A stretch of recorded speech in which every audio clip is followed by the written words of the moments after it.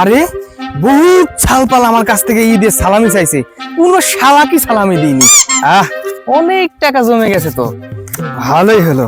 কিন্তু কথা হচ্ছে, এই টাকা যদি আমি বাসায় নিয়ে যাই তাহলে তো সব শালা মারামারি করে আমার কাছ থেকে সব সালামি নিয়ে নিবে। বাসায় তো এটা নিয়ে যাওয়া যাইবে না।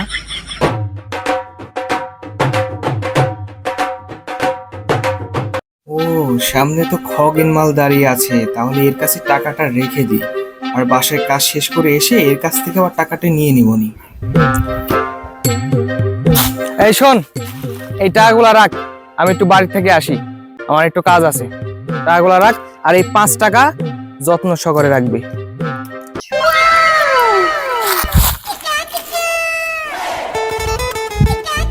যাক, অনেকগুলো মাল পাওয়া গেল, এটা দিয়ে তোমার এক সপ্তাহ চলে যাবে।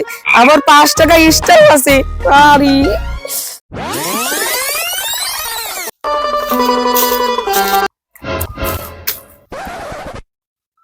কি ব্যাপার, তুই তো কোনো সময় জিনিস খাস না, আজকে হঠাৎ করে জিনিস খাচ্ছিস?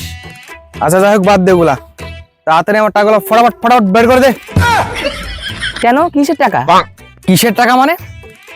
একটু আগেই যে আমি অনেকগুলো টাকা দিয়ে গেলাম, আর এক্সট্রা 5 টাকাও দিলাম যে আমি একটু পরে এসে নিব বলে।